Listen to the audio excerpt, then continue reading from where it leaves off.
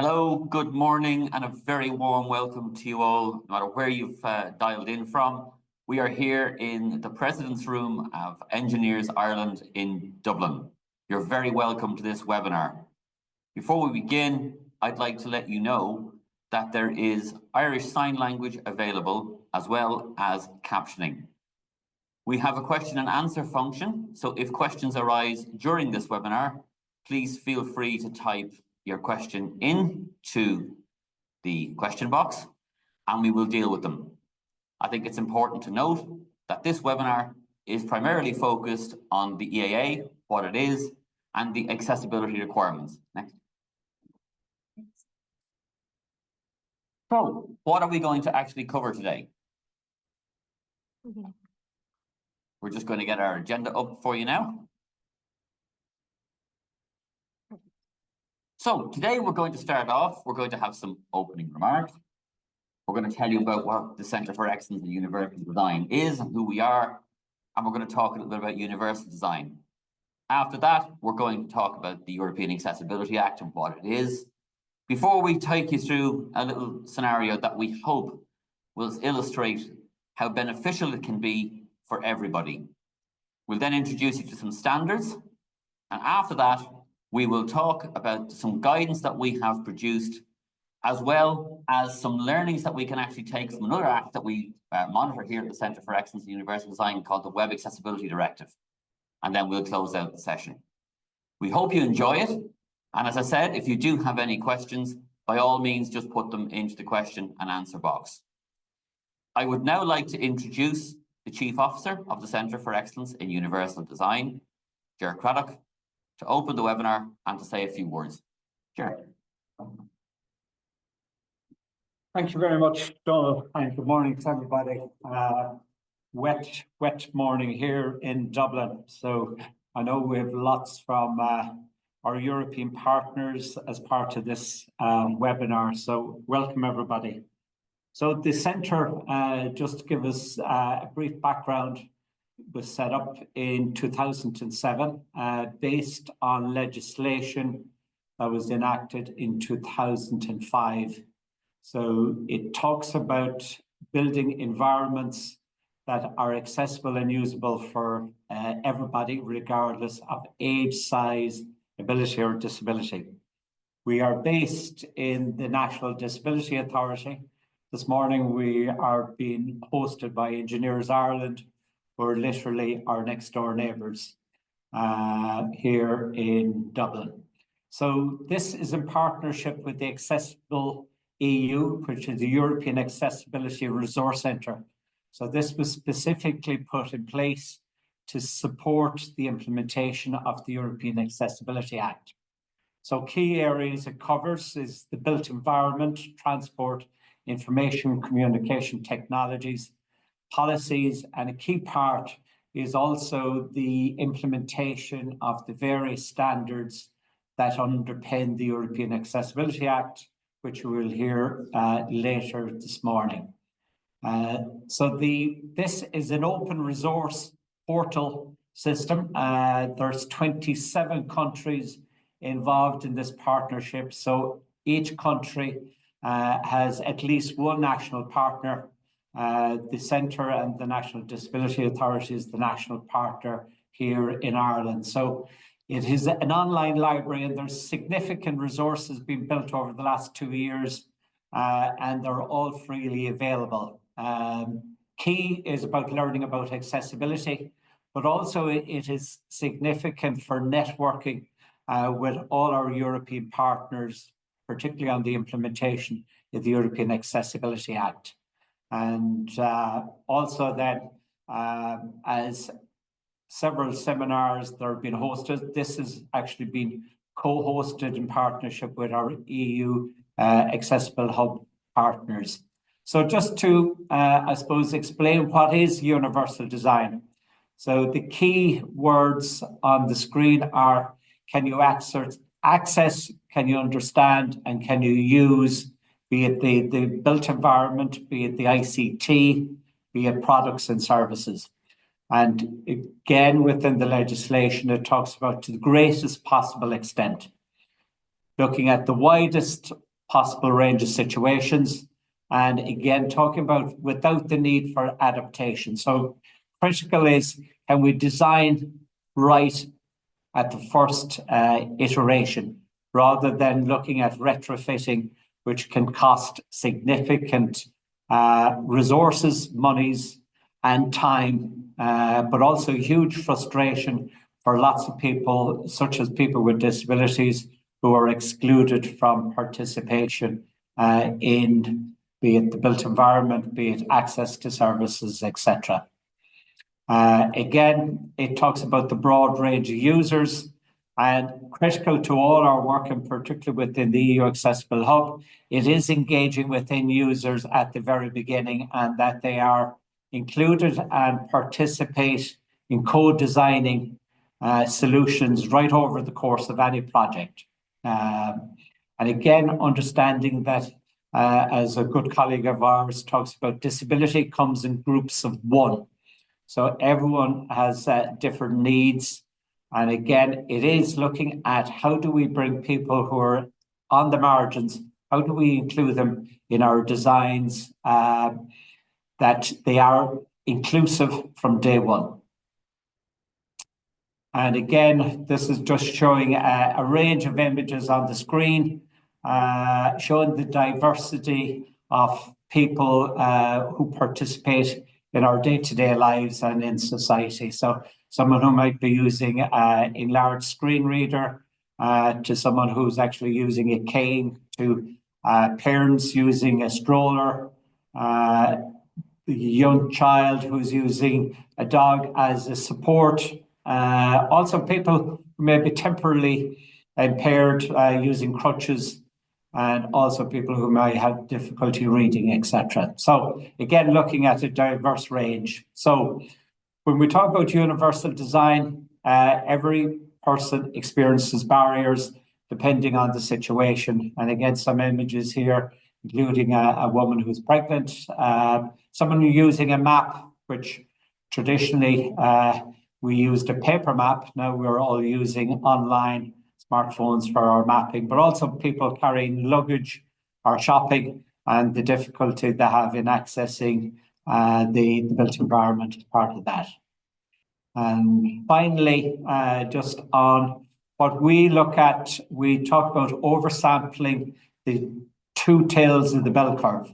So rather than looking at people that are not very different, which is within the normal bell curve, we're looking at the two extremes of the bell curve, where we actually see the most difference, and also the most difficulties people have, be it the built environment, ICT, product services, etc. So on that note, I'm going to hand back to my colleagues, and look forward to engaging with you all over the course of the next hour or 2 hours. Thank you. Thank you very much, Ger, for those words.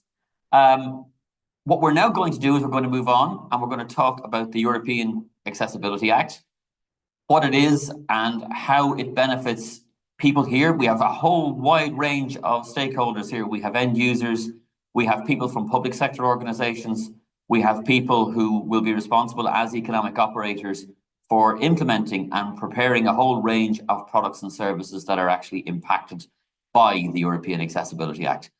So, what exactly is the European Accessibility Act? It's a new directive that's going to come into force in June 2025. And its whole aim is to create a harmonised market of accessible products and services across Europe.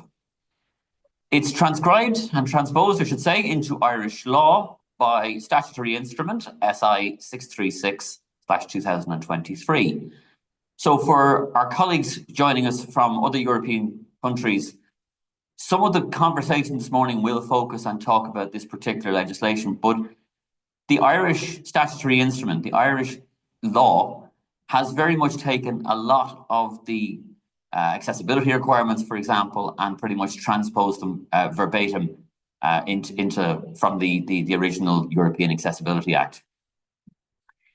Very importantly in this particular legislation, previous legislation, such as the Web Accessibility Directive, which we will talk about later, that previous legislation impacted only public sector organizations. This one has an impact across both public and private sector organizations. That means that businesses which haven't necessarily been affected before by legislative instruments will now have to consider it. It's very much applicable across the European Union. So the objective would be that, as I said, standard rules, standard approaches would be actually taken across the European Union. And it will create a universal understanding of what accessibility, what it means to be accessible across the European Union. So what is the NDA's role in all of this? I think it's very important, if you'll bear with me, to set out our role and our remit in this particular act, because we are not a compliance organization. We don't have any powers to determine compliance, to determine conformity. That rests with other regulators, and we'll hear about them later on. Our role is very much advisory. We will offer advice and guidance to regulators all about the accessibility requirements, and it's hoped then that that advice and guidance will also be useful to other sectors as well. We will also offer advice and guidance to, for example, micro enterprises on what we call the disproportionate burden. There are certain companies who have turnovers of less than €2 billion or a small number of employees who will have slightly different rules. There are rules governing what they have to do and what they don't have to do. The objective of the Act is not to be a burden, but to actually create an environment whereby innovation can happen and ultimately more accessible products and services can be produced to the benefit of everybody. Next slide. So why is this important for businesses? This Act is very, very important for businesses because up until now, we've had a situation where different countries across Europe have produced different sets of criteria, different guidelines, different rules, different laws, all of which govern the accessibility of products and services. Now, there's going to be very much improved regulatory clarity on what's required for businesses around this particular topic. For example, the rules governing what compliance means, what the accessibility requirements are, will be the same across the 27 member states of the European Union. It also means that your market for accessible products and services will be expanded. A significant number of people across the European Union and indeed the world identify as living with disabilities. So by creating accessible products and accessible services, you're creating a far wider market for the tools, the software, the services you offer, which means that your market can actually grow, your revenues can grow, as well as making a difference to the lives of everybody, including people with disabilities. Next slide. Why is it important for individuals? Well, up until now, it has proven very, very difficult to obtain accessible products and services cheaply. So one of the primary aims of this particular Act is to create an environment whereby more affordable, accessible products and services can actually be developed. That means, if I can give a concrete example, you have a product, you have a service, and it costs, for somebody who doesn't identify as living with a disability, it costs a certain amount of money. Up until now, if that product or service is not accessible, it has meant that an alternative has to be found, which can, for example, cost more money, significantly more money. An e-reader is a great example of this. There are e-readers, bespoke e-readers, which have been designed for blind people, which simply fulfill the same function as, for example, a Kindle e-reader available for a relatively low cost amount of money. The bespoke one that has been developed for use by blind people and others with what we call print impairments costs several €100. The European Accessibility Act has some clauses in there, which means that e-readers must be considered in terms of their accessibility. An accessibility e-reader lowers the cost for everybody. It means that blind people, for example, people with various forms of dyslexia, etc., can avail of an accessible solution that previously wasn't actually available. It's also really interesting and really good for support and inclusion of persons with disabilities in all facets of life. Again, if a product or service is actually accessible, it opens up greatly opportunities for education, for employment, for leisure activities, all feeding into an increased capacity to engage in active citizenship. Again, let's take an example. If you have an organization which has which wishes to, employ people with disabilities, it now means that some of the products and services that previously were not inaccessible now must be, and all of a sudden employment opportunities widen. Again, back to our ebooks. If ebooks are accessible, educational opportunities increase, leisure reading opportunities increase. If we have accessible e-banking and financial management, the capacity, for example, to create an investment portfolio, to manage your money online, to apply for a mortgage, all of these things which have proven really challenging up to now suddenly become accessible. This creates opportunities, as I said previously, for increased employment, increased education, and leisure activities, and I reiterate, to increase the capacity for active citizenship. Next slide. So, what are the key provisions of this particular the Act? Let's take these and we'll go through some of them here. There are general accessibility requirements and also some very specific ones for products and services. We'll come on to that in a second. But as an example, you have things like ATMs. An ATM must be made accessible. This means that the actual product itself has to be accessible, and also the software services actually running on that ATM must be accessible. What's really interesting here is that it will also play a significant part in public procurement. So if your aim is to sell your product or service into the public sector here in Ireland, or indeed elsewhere, the European Accessibility Act will increase obligations on the public sector to procure accessible products and services. Whilst these conditions have actually been in law up until now, they haven't been readily enforced. This Act will create a harmonised approach to this across Europe, and it will also, again, increase the availability of accessible products and services across the public sector. There are, of course, obligations for if you manufacture a product, if you import a product or service, if you sell a product or service, or if you develop a product or service. You can expect to find that the European Accessibility Act will actually apply to all forms of actors involved in the European Accessibility Act. And lastly, as I mentioned before, we have the whole notion of the disproportionate burden. To clarify this, if an organisation has less than a turnover of €2 million and quite a small number of employees, there are clauses in the European Accessibility Act where the economic operator can claim a disproportionate burden in actually making their product or service accessible. However, we would like to stress that real due care and attention should be given to this, because as I said in my opening remarks to this particular section, improving the accessibility of your product or service widens and broadens your capacity to engage with people, to have them use your product or service, and boost your revenue, as well as, of course, the social inclusion results that I mentioned previously. Next slide. Further key provisions.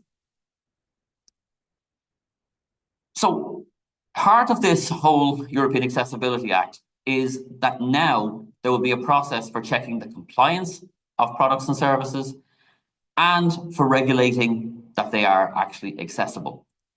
That process involves a lot of self-declaration, and this is where the accessibility requirements actually come in. There are various annexes to the European Accessibility Act, and to go through each of those would require a workshop in and of itself. But there are annexes which contain things like the accessibility requirements, some examples around products and services that are accessible, and also the various EU-wide declarations that should be completed to show conformance. How you show conformance is very much rooted in standards. There will be standards that actually underpin the European Accessibility Act, and my colleague Avery will present on some of those later on in this particular webinar, and we'll show you how you can use those standards. However, it's very important that what the European Accessibility Act does, it says what should be made accessible. It doesn't actually dictate how you should do it. It's not designed to stifle innovation. In Ireland, there are 6 oversight authorities for products and services, and we'll move on to those now. So what products are actually covered? Well, there's a lot of products on here, and we'll go through some of them, I think. We have things like computers and general purpose hardware. And of course, the operating system. Now, this is actually important because what we have here is that the actual device itself must be accessible and the operating system running on it must be accessible. Self-service terminals. A lot of information terminals, for example, information terminals that you might find which display ticketing information, ATMs, payment terminals have to be made accessible. Terminals that are used to access electronic communication services and visual media services. Imagine, if you will, the set-top box that you sit on top of your television that picks up whichever TV service you actually subscribe to. That has to be accessible. The actual physical, we're talking here about the box, if you like, the actual product itself. E-readers, I mentioned previously. Again, as I said before, how fantastic it will be that e-readers will actually become a cost-effective and affordable solution for people, irrespective of whether they identify as living with a disability or not. All of these products are going to be regulated by the Consumer and Competition Protection Commission, the CCPC here in Ireland. They have the remit to determine the compliance of products under the European Accessibility Act. So if there are questions about whether your product falls into the category that it should be regulated under the EAA, if you're making a product, you should reach out to the CCPC to discuss any compliance issues with them. There are also services. What services are actually covered? Electronic communication services. These are regulated by ComReg, and a very important part of the European Accessibility Act is that the answering of the European number for the emergency call answering service, number 112, must be made accessible. Up until now, many people cannot actually avail of emergency services, hard as that might be to believe. Going forward, the emergency call answering service to number 112 must be accessible. This will involve the development of standards. It will involve work across low-level networks and other services that sit on top of the networks to ensure that they are actually accessible for everybody. Audio-visual media services is regulated by Commission de Man, Media Commission. And again, these are the services, if you like, that run on top of those set-top boxes that we mentioned and saw on the previous slide. So, for example, things like the electronic program guide. If you're looking for a program on your television, you want to record that particular program. You want to see what's on. It's very important that those services are actually accessible and made accessible. Some passenger transport services as well. Again, this comes down to provision of information, access to information screens, to ticketing information, and again, regulated in part by the National Transport Authority, the NTA, and the Irish Aviation Authority. Banking services are regulated by the Central Bank. And again, this is actually a really, really big part of the European Accessibility Act. Up until now, significant aspects of banking were totally inaccessible for a lot of people.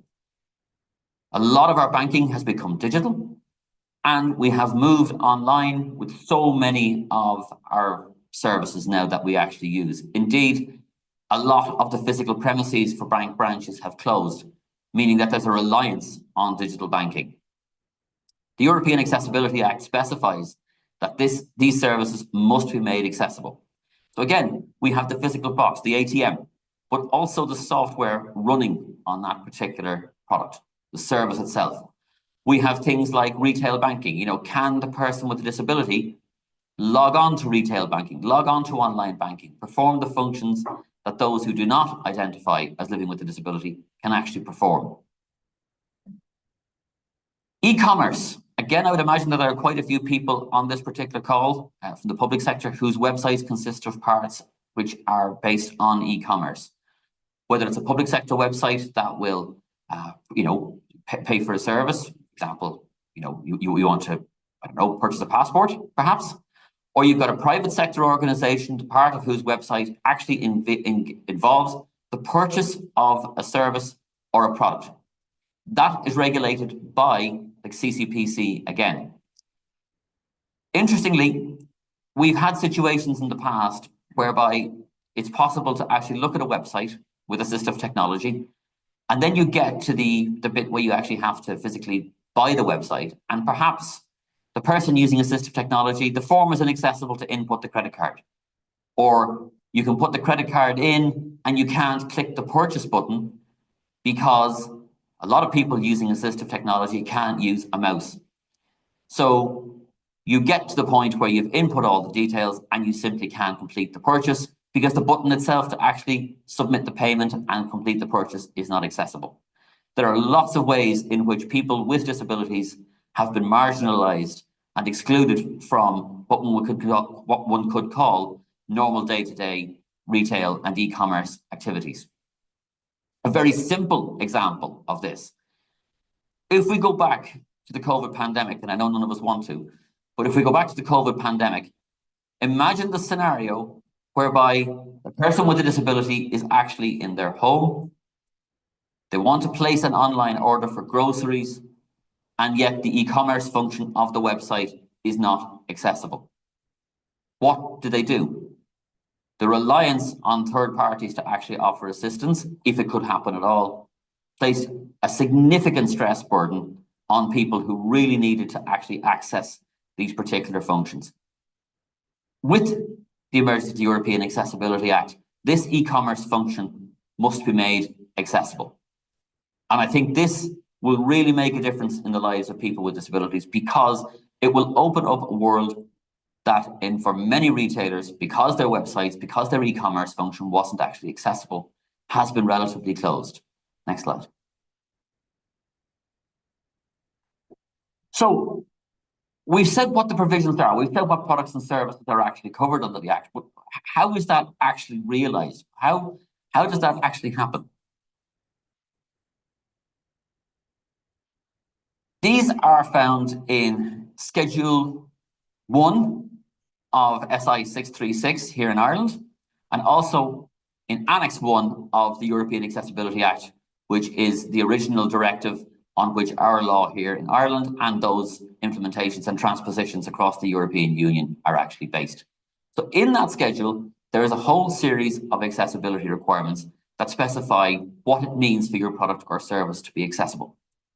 They specify how or what you should think about in order to make your product or your service accessible. But as I mentioned earlier, they do not in any way describe how you should do it. There are standards which are currently being harmonized, and we'll talk about that later, which will ensure that if you follow those standards, you will conform to the accessibility requirements of the European Accessibility Act. But they are not the only way that it can be done. This means that, for example, as I mentioned, the Act is not trying in any way to stifle innovation. It's not saying you must do it this way. It's up to the individual economic operator to figure out how they can actually show conformance of these particular accessibility requirements. Next slide.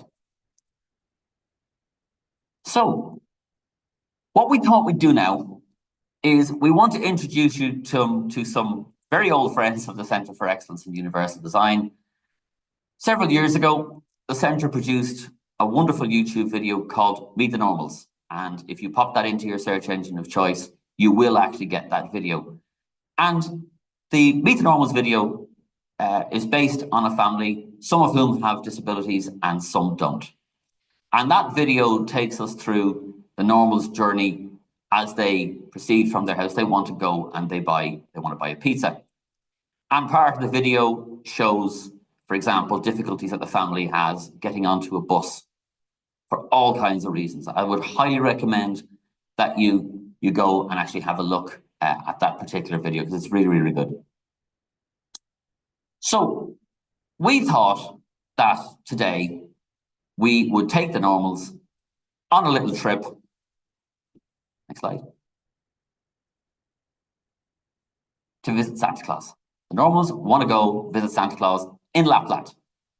It's Christmas time, and it's a family trip that they might actually want to engage in, that they do actually want to engage in. How will the EAA impact the Normals family journey? For the purposes of this particular workshop, we are only going to focus on a couple of aspects of it, namely booking the flights. And we're going to talk through how the Normals will actually proceed, how they will actually book their flights, what barriers they might encounter, and what we can actually do to actually resolve or look at those barriers and see how we can actually improve those particular barriers. To help us here with this particular aspect of the workshop and the webinar, I am delighted to welcome two people from the Irish Accessibility Networking Group, with whom we're delighted to be partnering on this particular event.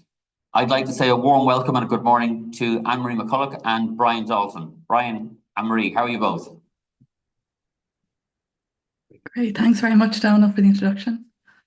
Thank you. Can I just hold you both there? I am delighted to report the best laid plans, as it were. I am delighted to be able to report that we are joined by one of the architects of the European Accessibility Act, who has very kindly offered to say a few words.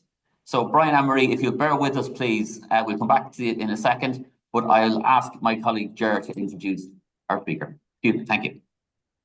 Very good.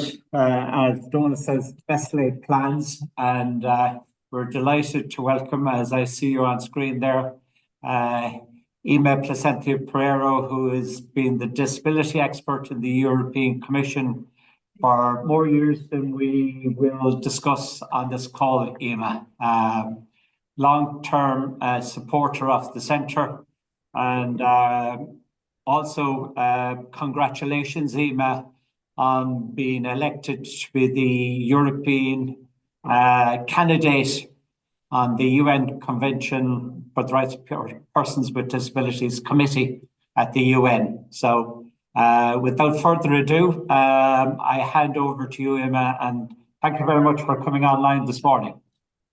Okay, thank you very much, Jerry. Thank you very much, colleagues. It's really an honor for me to be addressing all of you in this very interesting event. In fact, I wanted to start apologizing for being late. I was planning to give you an introductory speech, and I had some Wi-Fi problems, but that gave me the opportunity to listen to the excellent presentation before describing the Accessibility Act and really seeing how the Accessibility Act is taking its own life and is taking its own life in the different member states, and how it's really being implemented into national legislation.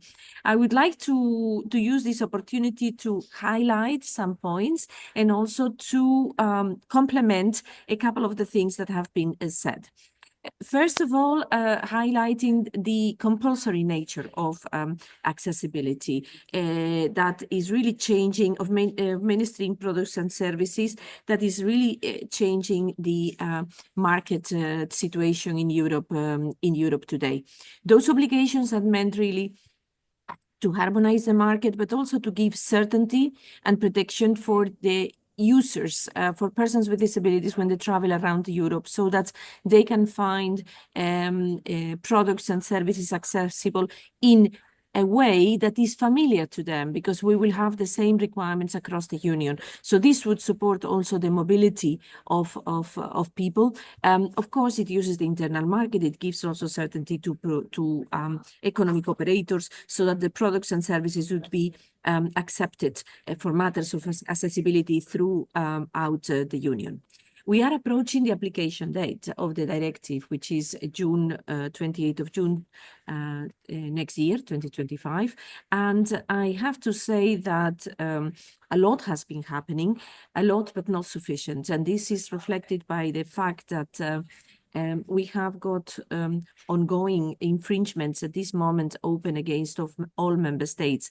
This does not mean that member states have done nothing. I would really like to avoid giving that impression, but this means that there are still in some member states small things that need to be fine-tuned.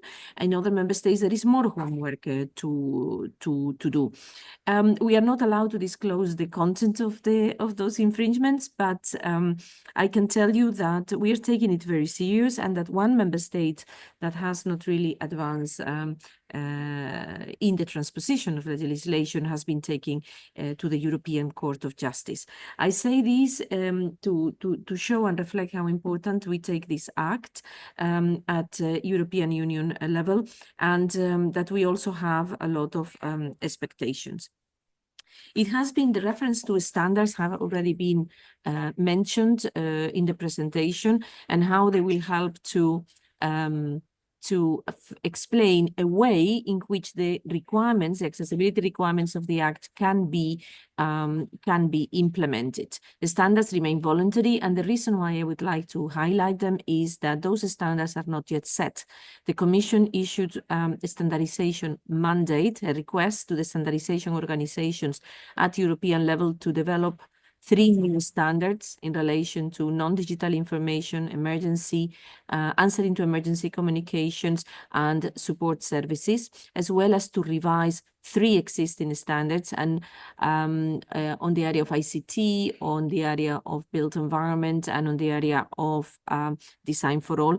And we are, while waiting for those standards to be ready, I would like to encourage all of you to participate and provide your contributions in this standardization process, which is open to all relevant stakeholders.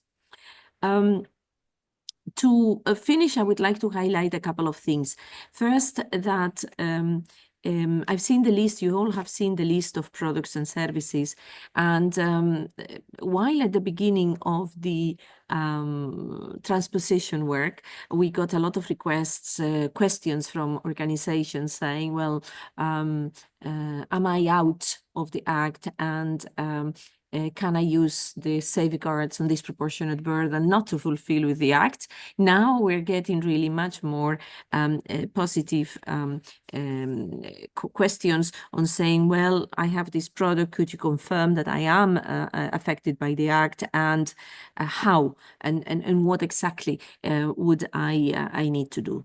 In that context, it's important to realize that the Accessibility Act, while containing a list, a specific list of products and services, it uses very, let's say, general terminology. So it says, for example, computer terminal equipment with interactive computer capabilities for, and it has a particular service. So this means that if there would be new products that are terminal equipment to have access to those services, to use those services, they would also be involved. So by no means it's limiting to current products, but on the contrary, new products would be affected. Similarly, when it comes to the websites, if you see there is a little bit difference with the Web Accessibility Directive for those of you who are familiar with it, because here we talk about the websites,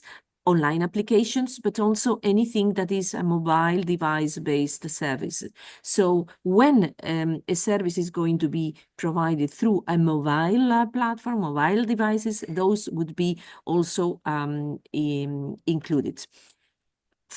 Also, in addition, service providers have not only the obligation to ensure that the products listed in the article two would be accessible, are accessible, and that they use them in the provisions of the services.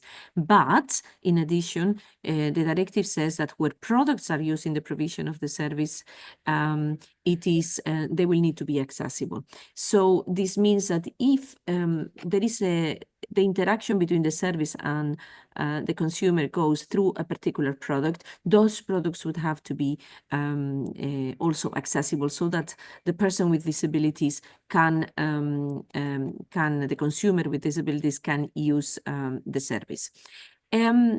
One more provision that I would like to highlight is the work of the functional performance criteria. And I mention this because it's sometimes overlooked and it is really very important. The functional performance criteria, is used in two ways in the directive. One, when you have got a specific function of the design and the production of the products, which is not really addressed specifically by a particular accessibility requirement. It is said in the directive that they need to be accessible by complying with the related functional performance criteria. In other words, it has to be it should allow that the product, for example, is used without vision, with low vision, without hearing, with low hearing, with limited cognition, reach, and so forth and so forth. So this means that the whole product, the whole service needs to be accessible following these functional requirements. The other way in which the functional performance criteria are being used is that is when a specific technical requirement, when you have one of the requirements in Annex 1, if a company would say that that requirement hinders their innovation, or that they cannot fulfill it in the way that that requirement says, but that they can achieve the results, then it's okay. You can avoid that technical aspect of the accessibility requirement and use other technical solution, provided that it fulfills the functional performance criteria. That is very important, because very often during the negotiations of the Act, we were told that, well, it could hinder innovation. So by doing this, by including these provisions, there is no hindrance of innovation. If you have a better solution, then it's possible to use it. And the Act refers even that you are allowed to use it when you have equivalent or increase accessibility for the foreseeable use by persons with disabilities. And please notice this word foreseeable, which is also very important. Sometimes in EU legislation, instead of foreseeable, it is used the intended use of the products or the service. Here is the foreseeable. What is the difference? That in the intended, a manufacturer or a service provider could say, well, I don't intend that my product is going to be used in this way by a particular group or a particular person. In this case, the directive does not allow or does not contain those provisions, but rather it says if it is foreseeable that the product or the service is going to be used in a particular way, then it is covered by the directive. This widens really the approach to accessibility by saying any way in which you can think that a person with a disability will foreseeable use, normally use it, then it would be covered. To just finish, to say that in addition to the self-declaration that has been mentioned and for the products and the services, I would like to highlight that the directive contains strong enforcement provisions. These enforcement provisions complement the self-declaration by having checks through the authorities, market surveillance of authorities responsible for compliance of services, but also the possibility to go to court, and one of the recitals talks about conciliation. Let me say that those provisions are strong. It would allow really to oblige in cases where the directive is not comply with, or the products are not compliant, to put penalties which should be proportionate, dissuasive, and effective, but also, and this is where I wanted to go to finish with a positive sign, it would allow for asking for remedial action. At the end, with this enforcement, what we want is to ensure that the products and services are compliant for the benefits of persons with disabilities, and that and not that, you know, there is a penalty being put there. If it is useful, the directive allows, but the focus is on remedial action. Also because we have gone through the directive contains the characteristics of the products and services themselves in terms of accessibility, but please look at the provisions related to assistive technologies, which is very important for persons with disabilities, and when they don't work with the mainstream accessible technology, it's a problem. So remedial actions also in that area would be really important. So with this, I thank you for your attention, and I wish you a very good seminar, and I now will pass to disconnect. Thank you very much. Right. Thank you very much, Emma. Emma, thank you very much indeed, and we really appreciate you taking the time and the trouble to join us. One can never legislate. You can legislate for the European Accessibility Act, but you can't legislate for Wi-Fi problems. So thank you very much indeed for taking the time to join us. Before we go back, and thank you to Brian and Anne-Marie for your patience on this. Before we go back, I would like to introduce my colleague, Orla Kennedy, who's been looking at the question and answer box. Orla, has anything come in? We've got a question on why is healthcare not included here? The healthcare aspects that are actually included, again, some products and services will actually fall under various aspects of the Act itself. I don't know whether you'd like to comment on this one. She's gone. Okay, that's fine. Some aspects of the various products and services used in healthcare will, for example, come under the Act. I am. But it's not the referenced.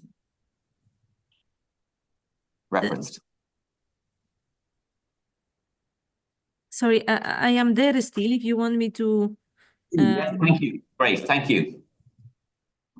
What is the question that you would like me to answer? Why is healthcare not referenced in the Act? Okay, well, healthcare as such is not referenced in the Act because it was not agreed. To be honest, the Commission did not include it in its proposal because to include products and services into the Act, and the same question has been asked about domestic appliances, for example, you need to and use the internal market legal base, you need to prove that there is national legislation on accessibility that present problems in the internal market for other countries. And to be honest, we could not find sufficient evidence of regulations on accessibility of healthcare and or healthcare products that would allow us to demonstrate that divergent legislation would fragment the market. Should that be the case, and as I said, the same happened for domestic appliances, we couldn't find that legislation, and we searched, believe me. Please do point it out, because there is always a report that needs to be done in 5 years after the adoption of the application of the directive, and these type of things would be very important to reflect on. Thank you. Thank you very much. Orla, any other questions? So how is this different to a CRPD? How will the rights be different for disabled people? Nima, as the representative who's heading to the US CRPD Commission, I don't know whether you heard that question or not. Not really. I'm looking into the chat, and I'm seeing that when it comes to the CRPD, disabled people have a lot of rights in Ireland. Are all these rights not taken very serious? So my question is, how is this going to be different? Is that the question you'd like me to answer? Yes, please. Yes. Okay, so the difference is, I mean, that is on the enforcement provisions. The UNCRPD, in most cases, it's enforced through a dialogue with the committee. So there is a reporting cycle that the state parties have to do. And then there are a set of recommendations, and then there is a possibility to have complaints if the state has signed or is a party, sorry, to the protocol. And that is the enforcement way. Here, in the Accessibility Act, you have got first, as I said, the possibility, the obligation of market authorities to check compliance, and they can have and request remedial actions and also corrective measures. But in the ultimate case, you have the possibility to go to court to make the right of accessibility, so expressed by means of compliance of the product or the service through the requirements in court. You can go to court, and the judge would be able to take a decision that would be really enforceable. As I said, that's the last resource, and we hope it would not be necessary, because I really hope that economic operators will take this serious and comply from the beginning. Thank you very much. We have time for one more. We have one more, Paula? Does this include accessibility in websites? Yes, I can answer that one. Yes, it does. It's in online websites, online presences, mobile apps. Yes, it's particularly and aspects of those websites, for example, e-commerce or other aspects which should actually comply with the accessibility requirements in the Act. Ema, is there anything you'd like to add? Yes, for the services in the Act, the websites have to be accessible for sure. When it comes to others, we have got, indeed, in the e-commerce, you will reach a lot of different websites of companies, but let's also not forget two additional provisions. Anything bought through public procurement will have to be accessible.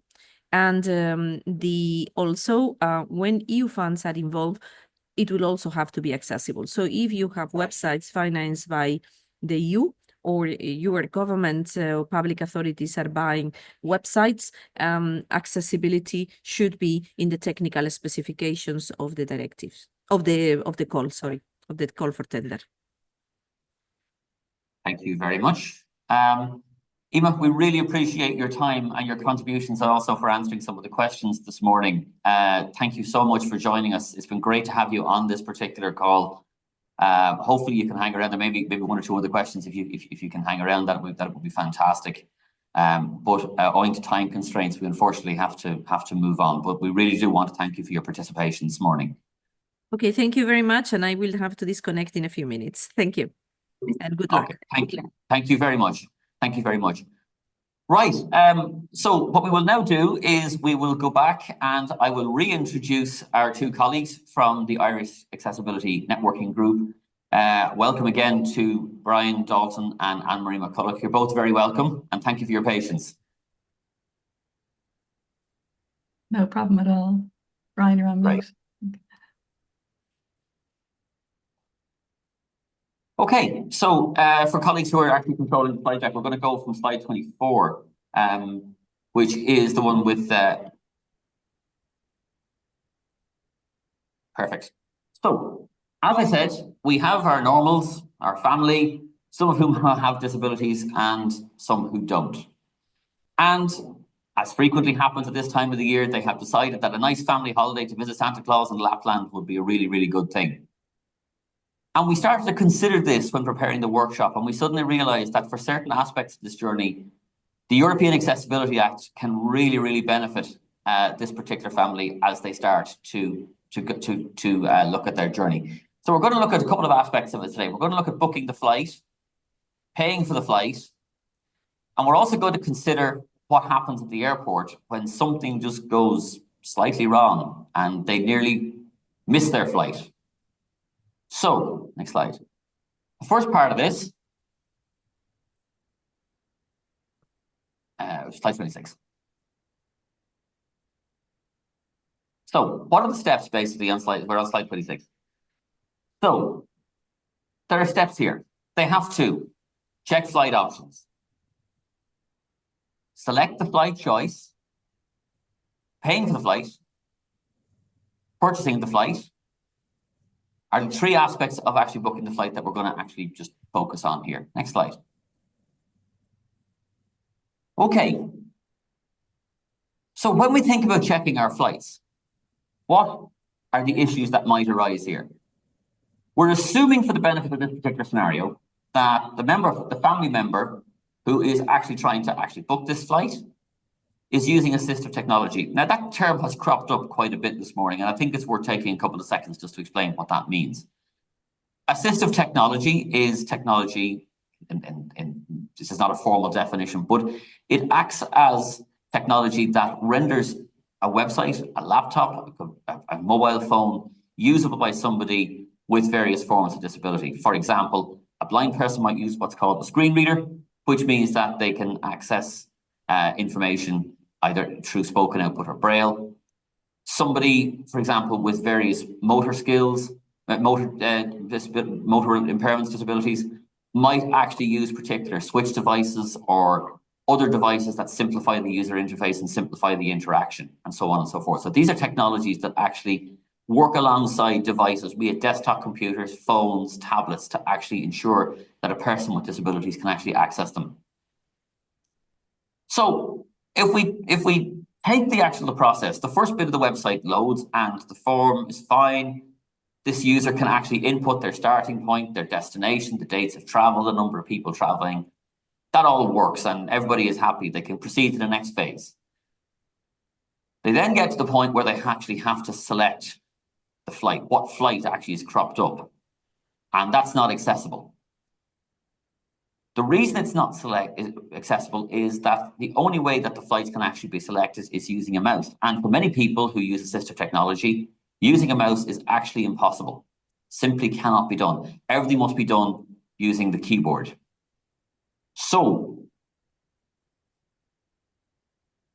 Anne-Marie, would you like to talk to us about this? What are the issues here? What's going on here? I will, of course, Donal. Firstly, can you hear me okay? Perfectly, yeah, thank you. Thank you. So firstly, yeah, thanks for the introduction, the invite today. My name is Anne-Marie McCullough. I'm a Principal Accessibility Engineer with WorkHuman and co-founder of the Irish Accessibility Networking Group. So what I'm going to do is I'm just going to talk through this particular barrier. So this barrier, as you mentioned, is around how it's not possible to select this flight, right, using a keyboard. And I'm just going to talk through this from a couple of different angles. So we'll talk about why it happens, how this type of barrier is generally implemented or introduced into code. We'll talk a little bit around who it impacts and also why it's so important, particularly with this impending legislation. And then I'm going to hand over to Brian then to talk to this through and more of a usability side of things. So firstly, why does this type of barrier happen? How is it introduced? So it might be caused by a number of different factors. So if we consider the control that a person is trying to use, they're trying to select their flight using a keyboard. It could be a button under the hood, it could be a checkbox, it could be a radio button. But it's likely that the developer in mind here didn't actually use a HTML element where keyboard accessibility is natively built in. You get all the accessibility free of charge when you use semantic HTML or HTML with meaning. So the likelihood is that the developer used a div or a span, so some code with no meaning for the browser, and then they just added the interactivity or the click handlers for the mouse users. But the developer never considered users who depend on a keyboard. So it's quite possible that maybe accessibility wasn't part of the requirement when they were developing this. Maybe it wasn't part of their definition of done. Perhaps people with disabilities weren't included in the design or development process, or maybe it wasn't part of their QA testing process where they should verify that all steps could be completed both using a mouse and using a keyboard alone. So this kind of shows how this kind of lack of planning or ownership of accessibility within the software development lifecycle, so how you design and develop your software, can lead to these barriers being introduced, right? Everybody within a development team has a role to play when it comes to kind of designing and developing these inclusive experiences. So who does it impact then? So this kind of lack of keyboard accessibility can impact, firstly, people who choose not to use a mouse, right? Power users, developers, many people actually prefer to use a keyboard to interact with the website because it's faster. It's actually more efficient if you're like tabbing through a form from the top or the bottom. It's much faster when you're just using a keyboard. It also can impact people who can't or are unable to use a mouse. And that could be due to a number of different things, whether it's pain, maybe it's a disability, maybe they lack fine motor control or dexterity that you need to interact or to use a mouse efficiently, or maybe their mouse is broken, right? And then you have another group of users. So these are the users that you mentioned before, Donal, so users of assistive technologies. Assistive technologies tend to piggyback on or emulate that keyboard interaction. So it could be a switch device or a voice input, a piece of software for somebody who has a mobility impairment, or a screen reader for somebody who has low vision or who is blind. So I suppose the crux of the issue here is that lack of keyboard accessibility impacts a much broader audience than you might think. So, why is all this important, right? So I know we mentioned a power user might use a keyboard navigation because it's faster, more efficient, but I suppose the key thing is here that, as you mentioned before, the lack of keyboard support here is a barrier for a lot of people, and it's actually going to prevent them from progressing or prevent them from achieving their task here, which is ultimately select the flight and bring the kids to Lapland. For that user, then the other alternative might be that they have to pick up the phone and wait on hold for customer services for an hour, which is very inefficient, and nobody wants to do that. Or maybe they need to log in later with a friend to assist them, and maybe they've logged in later and the prices have gone up, right? So really it shows that providing that equitable experience from the outset is really so important. And then as well, if you consider the standards, I know you probably go into EN 301549 and by extension the WCAG standard, there are a number of criteria that are directly related to providing keyboard interaction for us to be able to conform with those standards. So a number of those criteria would be, providing full keyboard support for all activity or for all interactivity, also making sure that there's no keyboard traps, so that if you say navigate into a dialogue, that you're also able to navigate out of it. And also looking at things like provision of an accessible name. So when users of screen readers do interact with those controls and those buttons, they can understand what they actually do when they interact with it. So I suppose keyboard accessibility really is one of those really important, really foundational parts of a usable and accessible user experience. And it is, it is really easy to implement as well and test once you've planned for it. So I'm going to pass over to Brian now to talk to this from a usability point of view. Thanks, Anne-Marie, and thanks, Donal, for the invitation today. As Anne-Marie said, my name is Brian Dalton. I am a senior accessibility engineer professionally, and along with that, I've got the lived experience. I am a screen reader user and have been for many years, so I can bring the professional piece and then the usability piece or the lived experience piece. I suppose I was always brought up to be as independent as I possibly could be, given the right support. And being independent means being able to do the things that I want to do when I need to do them, i.e. booking and paying for a flight. To re-emphasize what Anne-Marie says, accessibility is a team sport. Everybody on this call today has a responsibility in some shape or form. It affects you and it affects me. So it affects us all. If I can say the goal, if we can have a goal, is that a screen reader user or a user of assistive technology should be as productive as you are as a sighted user, if all things are equal. That is the key, and that is often the differentiator between things being accessible and inaccessible. We should be able to work at the same rate of productivity if everything is equal. Thankfully, we have the WCAG guidelines and the various pieces of legislation to help protect that and to help to improve that as time goes on. So users of assistive technology, as Donal and Anne-Marie have said, cannot use a mouse. I have a mouse on my desk. It hangs off the end of my desk in case I need sighted assistance, but it is of no value to me other than that. It's not usable by me. Accessibility affects a broad range of users. It doesn't only affect me as a screen reader user. It affects people who use the keyboard alone to interact, read, and navigate with the content. It affects people who have low vision, who may need magnification software for various reasons. It also affects people who may be switch access users or use various pointing devices to interact with the content, and people with cognitive disabilities too. If we come on to the first piece of the scenario, which is checking the various flight options, and often these can present a number of challenges to a user of assistive technology.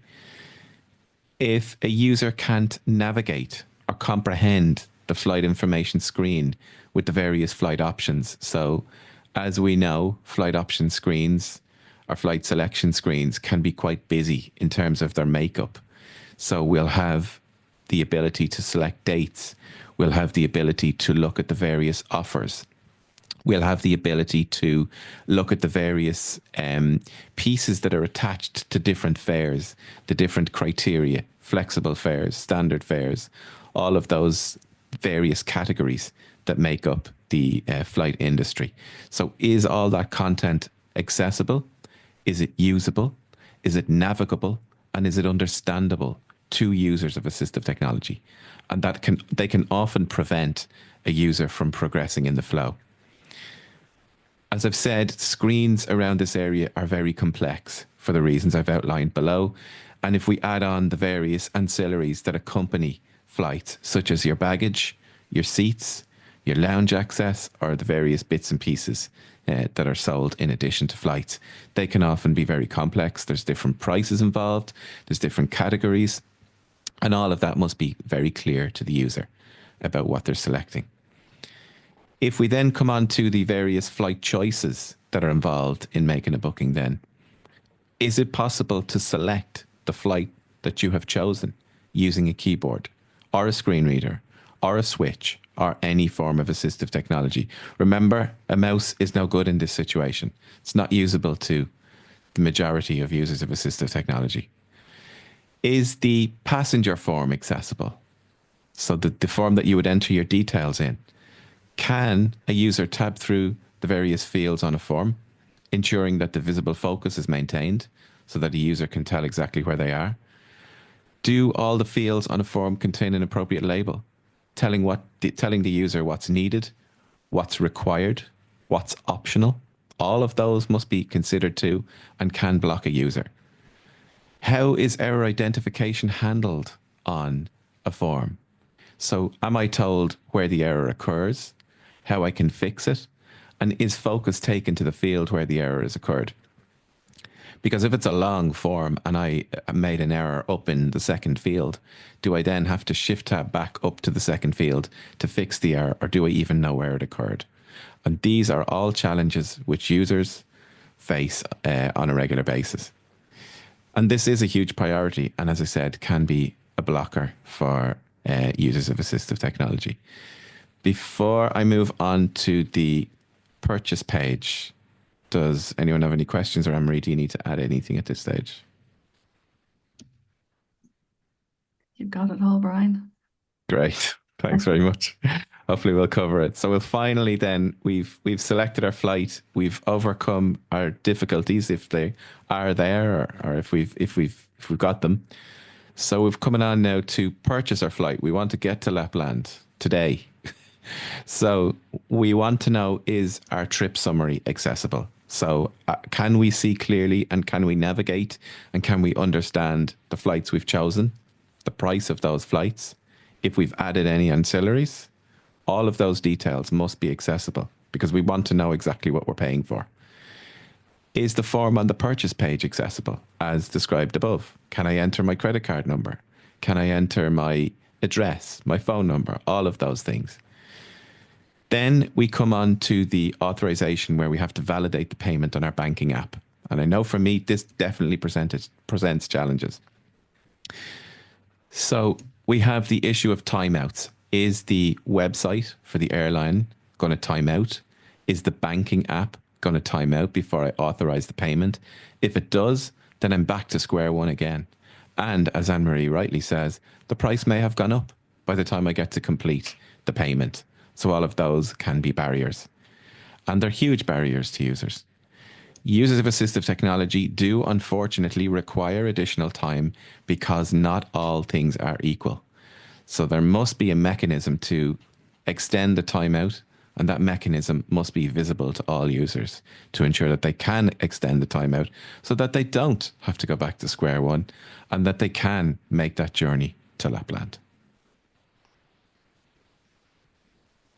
I'll just add to that as well, Brian. I know you mentioned this criteria about the provision of enough time. So just to point out, this comes under the operable guideline, which is part of the POUR principles. And this is around sort of the criteria of provision of enough time in this kind of situation that you outlined. So there does have to be a provision to switch off, so to turn off the time limit before you encounter it, or that you can adjust it. So you can adjust the time limit or extend it.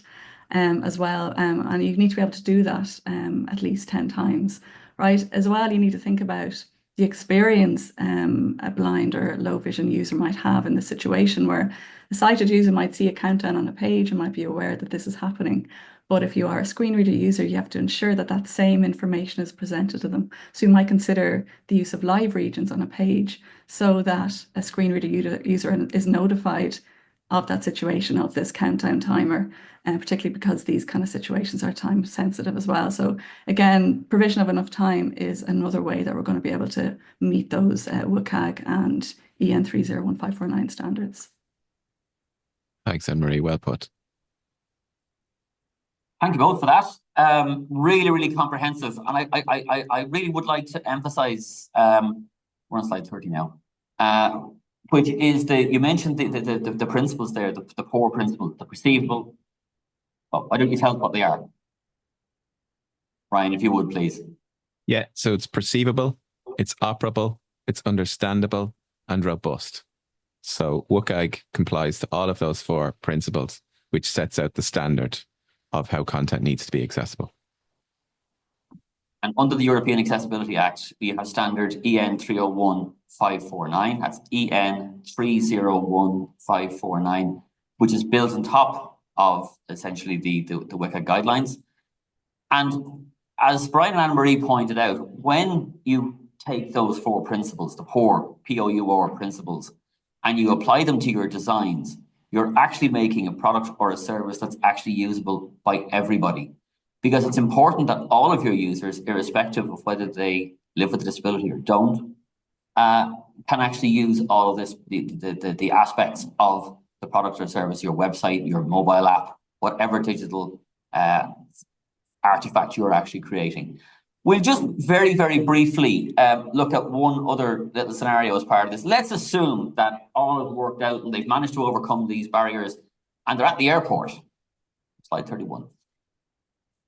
So let's hypothetically say they're at the airport, they've reached the gate, and all of a sudden there's a gate change, but it's only popped up on a kind of a screen. There's no announcement. Many airports now don't actually have announcements. Brian, I'll start with you on this one. I'd imagine that you very kindly mentioned earlier that you were a screen reader user. I'd imagine for somebody who can't actually see, this is a significant challenge. When you're sitting at a gate and there's an announcement that the gate has changed. Can you talk us through about that, please? Sure, it is a concern, Donal. Often users need assistance, so they will be assisted to whatever gate their flight is due to depart. And as you rightly say, that gate may change for various reasons, which is often not communicated to us in an audio format.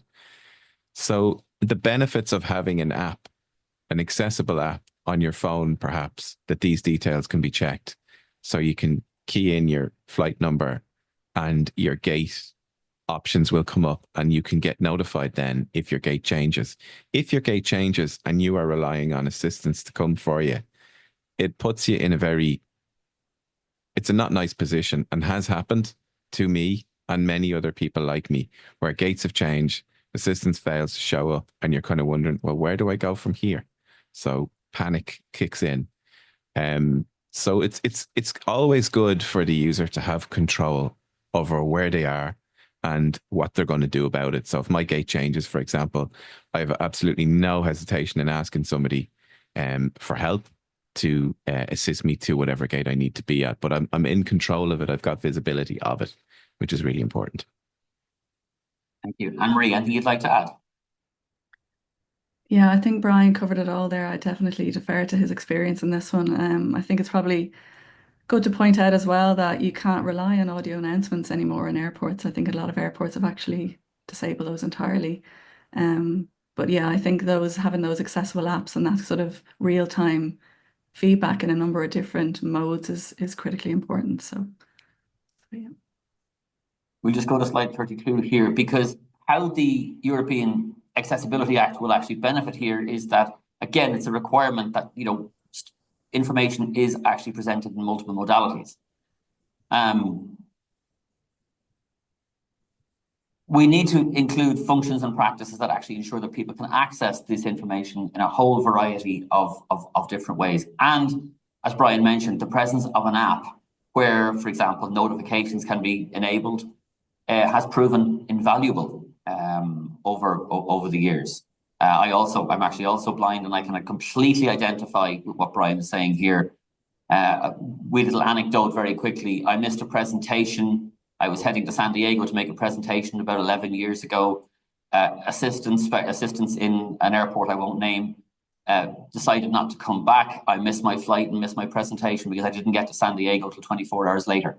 So this can have very material impacts on leisure trips and particularly professional trips. So it's really important when you're building products and services that must conform with the EAA, that you take the accessibility requirements that are found in Schedule 1 of SI 636, or indeed Annex 1 of the EAA itself into consideration, and ensure that your product or service actually adheres to those particular requirements. Brian, Anne-Marie, I want to sincerely thank you both very much indeed for participating this morning. That insight has been absolutely wonderful. It's great to have the experience of accessibility testers, and indeed the lived experience as well is crucial to any conversations that actually continue in this particular space. And I would emphasize to everybody on the call the importance of ensuring that people of all different types of users are actually included in your design processes. So Brian, Anne-Marie, thank you very much indeed for your participation. It's much appreciated. Thank you. Thanks, Donal. Thanks for the opportunity. So we've mentioned before that standards are going to play a very, very important part in all of this. New harmonized standards that are going to be developed. I would now like to introduce my colleague, Avery Horn, who will talk to us about certain standards that will apply and be developed or revised as part of the European Accessibility Act. Avery, you're welcome.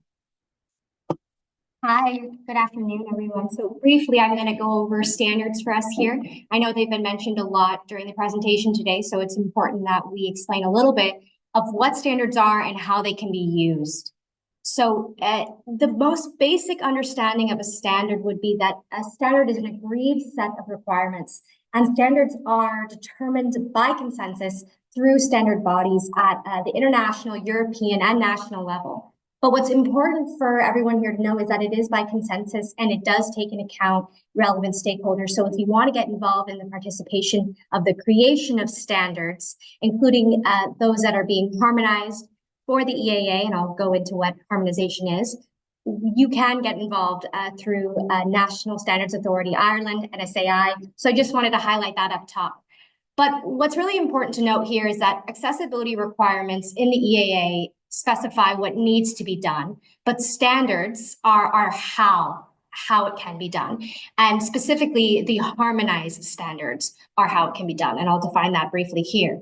But another thing I want to note here is the relationship between the accessibility requirements in the EAA, the standards, and guidance. So again, while the requirements are what must be done, what you are required to do, the standards provide how it can be done, and the guidance enriches your further understanding of how to implement, because there are a lot of skills that are involved in this process.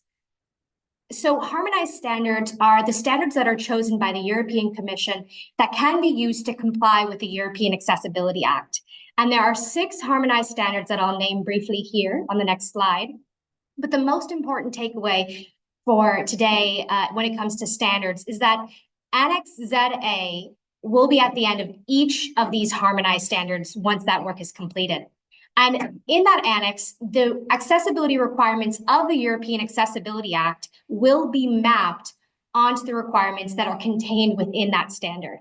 So it'll give you a clear way to show compliance using that standard with the requirements that are relevant to you in your sector. So briefly, I'll go over here the accessibility requirements, or sorry, rather, excuse me, the standards here for the EAA that are going to be revised. So they already existed and they're being revised specifically so that they can be used to comply with the EAA. And that is EN 301-549, which is accessibility requirements for ICT products and services. Those would be technical requirements, detailed, practical, functional accessibility requirements that can be used for information and communication technology. There's EN 17161, which is a process standard that gives you a detailed look into how to implement a design for all approach in the design and creation of products and services. So with the goal of extending the range of users for those products and services. And we also have EN 7210, excuse me, which is pertaining to the built environment. And I just briefly want to say here that while that standard has not been incorporated or transposed into Irish legislation, it is a really critical standard. Even though it is not a required standard, it is very important to recognize that if a ICT product or service, if a service generally is accessible up to the functional requirements, it's still, if it exists in an inaccessible environment, is inherently inaccessible. Then we will have new standards that are being developed right now, and this includes a standard on non-digital information, which will be packaging on products and services. There will be a support services standard that will detail the accessibility requirements of support services. So just to go back to our family in Lapland, if, for example, they missed their flight and they needed to call someone to get a refund or reschedule or whatever it is, maybe make a complaint, there are certain requirements on those services that to ensure that they're accessible. And finally, also, there's going to be a standard to be developed on emergency communications, which includes the emergency number 112. So how can these standards be used? So like I mentioned before, these standards cover a broad range. So while a lot of times there's an understanding that the EAA is simply focused on web accessibility, that's not correct. As you can just see, based off of the standards that have been covered today, there is a wide range of applications of the EAA that are important to recognize, including requirements on the management process to produce products and services that are accessible by including and involving users.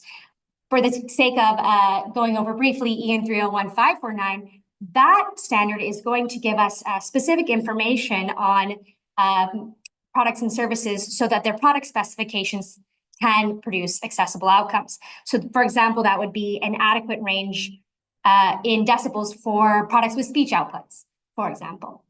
And also, as you can see here, we've already mentioned the support services piece and how it's very critical that the accessibility requirements of support services still meet these basic requirements to allow for an accessible experience when you're talking through help desks or other types of support services. So I was going to go over this spotlight here for EN 17161, but we are running a little bit quick on time, and I think it's really important that we get to questions here. So I will end my presentation on standards here and open the floor for some standards. But if anything that we can take away today from the standards process is that the standards are one way to comply with the EAA, and the standards go beyond just web accessibility. They move into spaces such as support services, non-digital information, and even the processes needed throughout management to adopt a universal design approach to maximize the range of users for your products and services. So thank you very much, and I'll hand the floor back over to Donald Fitzpatrick here, and we will take some questions. Thank you. Thank you, Avery. Yes, it's a perfect time to introduce some more questions. Orla, what have we got? So what bus and rail services are covered if there is an exception for urban, suburban and regional transport services? That remains to be clarified in the Irish context, and what we would recommend that this particular thank you for asking this question, but we would recommend there that it is important to reach out to the relevant regulator to clarify any requirements on specific sectoral requirements there. There are still aspects that are remaining to be clarified, and we would absolutely encourage you to reach out to the relevant regulator here, the National Transport Authority, for example, to see what their interpretation of that actually is. So, for someone who joined late, is asking, is e-learning covered? When procuring e-learning content, should it be WCAG compliant? That's a really interesting question, because in many cases, e-learning websites will fall under either this Act, or if it's a public sector organisation, and we'll hear some more about this in a few minutes, will certainly fall under the Web Accessibility Directive. So there are aspects of e-learning that will certainly come under this. For example, if ebooks are used, also any e-commerce services and other aspects of the website could certainly be considered under this particular Act, yes. Yeah, that's it for the moment. Great, thank you very much. I'm sure there are people out there who are sitting there thinking, yes, I've heard a lot about the standards and the accessibility requirements, but perhaps there are people out there who don't know a lot about accessibility and who are looking for somewhere to start. I'm delighted to be able to tell you that, you know, the first thing to say is you're not on your own. It's really important to realize that if you're new to the whole area of accessibility, you're new to thinking about all of this, please, as the great Douglas Adams said, don't panic, because it's really important that you realize that people all over Europe are actually contending with exactly the same issues. I'm delighted to be able to tell you that we here at the Centre for Excellence in Universal Design have produced some resources and some guidance which we hope will be of use to you. And to tell you something about that, I'd like to introduce my colleague, Elizabeth O'Mara.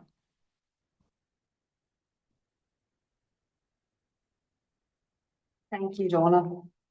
Hi, everyone. I know we're starting to run a bit short in time, so I'll try and be brief and quick with my presentation to you. I'm just going to share the screen here.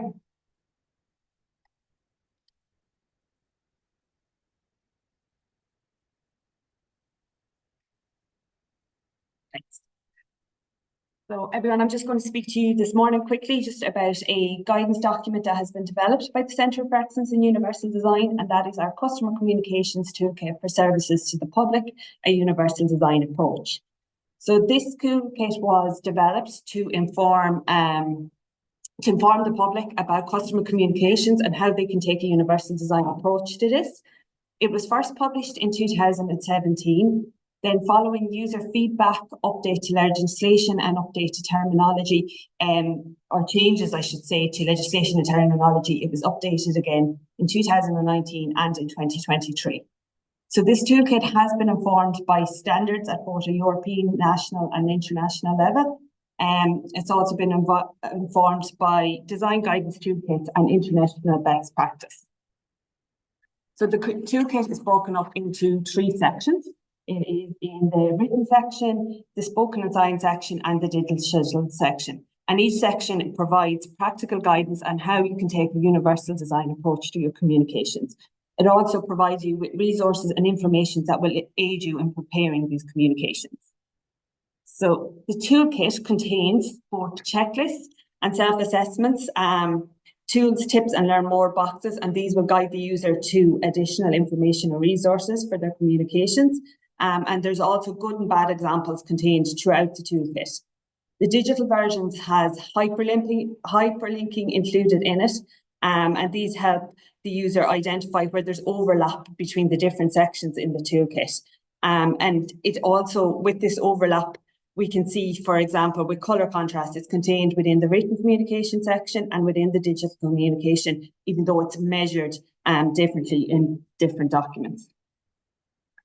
So briefly, just to mention, where does the toolkit kind of overlap with the EAA? So for the written communications section of the toolkit, you will see that this might have some overlap with the requirements in the accessibility on non-digital information standard that has been written. The spoken and signed is going to connect with the accessibility of support services related to products and services, and that standard has been written.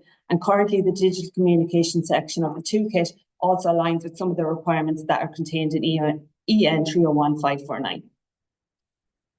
And then finally, just to say that the toolkit is available on the CEUD website, and I'm sure the link will be shared afterwards, or you can use the QR code attached. It's up there in a browsable HTML format and also in a printable PDF format. Thank you. Thank you very much indeed. Well, as colleagues have mentioned, we are unfortunately running short on time. We're going to have to end the webinar here.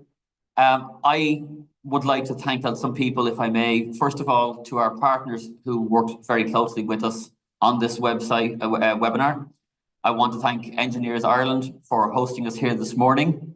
I'd like to thank our AccessibleEU partners that Ger talked about earlier.